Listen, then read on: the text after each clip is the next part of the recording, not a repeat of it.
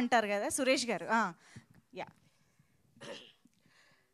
అందరికీ ఇక్కడికి విచ్చేసిన అందరికీ ధన్యవాదాలండి. ముఖ్యంగా చాలా దూరం నుంచి కూడా చాలామంది వచ్చారు. అంటే నా ఫ్రెండ్స్, అలాగే ఇక్కడ ఉన్న వాళ్ళందరి ఫ్రెండ్స్ కానీ ఇంకా చాలామంది వచ్చారు. అలాగే మీడియా ప్రింట్ వాళ్ళకు కూడా అందరికీ ధన్యవాదాలు తెలియజేసుకుంటున్నాను.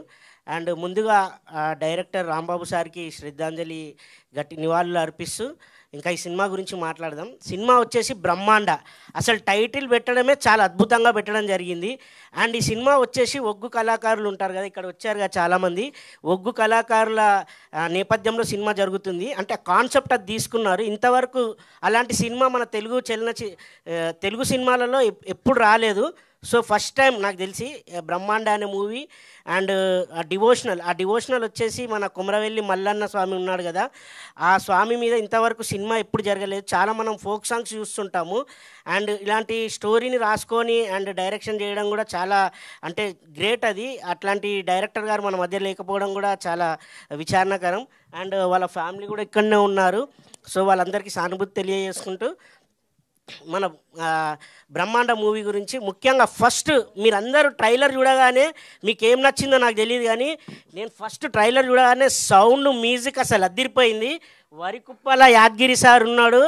యాదగిరి సార్ డప్పు కొడతారంటారు కదా, యాదగిరి డప్పు మన ఊరంతా మోపుతాని, అట్లా మన మ్యూజిక్ అయితే ఫస్ట్ అదిరిపోయింది. చాలా అద్భుతంగా ఉంది. అదేవిధంగా డైరెక్షన్ అండ్ ఎడిటింగ్ అండ్ మన డిఓపి కార్తిక్ గారు ప్రతి ఫ్రేమ్ని చాలా చక్కగా చూపించారండి. టెక్నికల్గా ప్రతి ఒక్కరు చాలా అద్భుతమైన వర్క్ చేయడం జరిగింది. అదేవిధంగా నటీనటుల విషయానికి వస్తే ఆమని గారు అండ్ చాలా పెద్ద పెద్ద మహా నటీనటులు అందరూ ఉన్నారు ఈ సినిమాలో. హీరోయిన్ మాత్రమే కొత్త వాళ్ళు, మిగతా వాళ్ళందరూ చాలా ఎక్స్పీరియన్స్ యాక్టర్స్ అండ్ యాక్ట్రెస్ ఉన్నారు. సో వాళ్ళందరూ చాలా అద్భుతంగా చేశారు. ఇప్పుడు పేరున చెప్పాలంటే టైం సరిపోదు. కొమరం ఆల్మోస్ట్ మీ అందరికీ చాలా అంటే చిరు లీక్స్ అంటారు కదా, అలా కొమరం లీక్స్ ఇచ్చేశాడు. నిజంగా చెప్తున్నా, కొమరము చాలా అద్భుతమైన పాత్ర.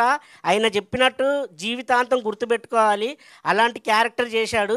అండ్ ఇది ఒక డిఫరెంట్ అండి. అంటే మీరు బల్గం సినిమా చూసింటారు, బల్గం జోనర్ వేరు, అలా అన్ని అంటే అందరు కోరుకుంటారు కదా డిఫరెంట్ ఉండాలని.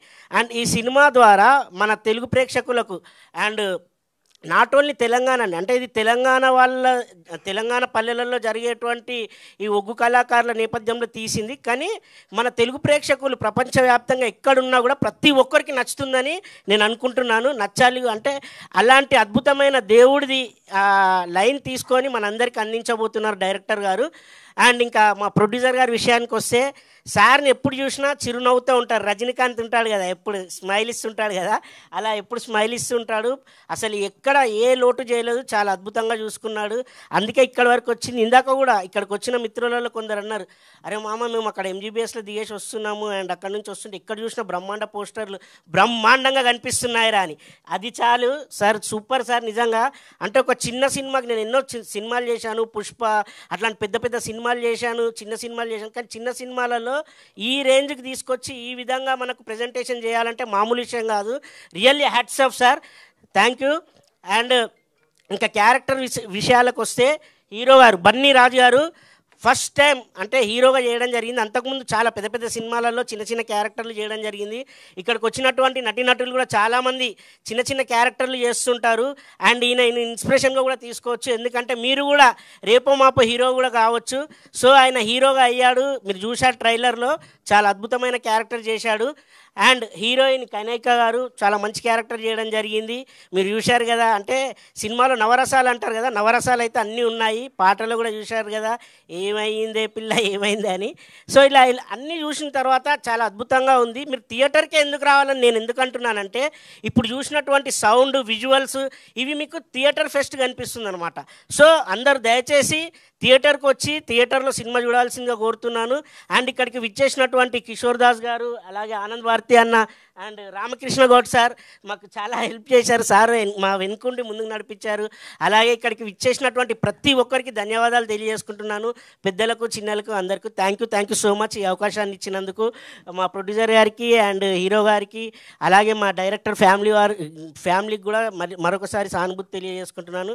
స్పెషల్గా యాంకర్ గారికి థ్యాంక్స్ చెప్పుకుంటున్నాను, ఎందుకంటే నాకు అవకాశం ఇచ్చినందుకు. థ్యాంక్ యూ అండి. Thank you so much. And Varakuppala Yadagiri గారు, the music director of this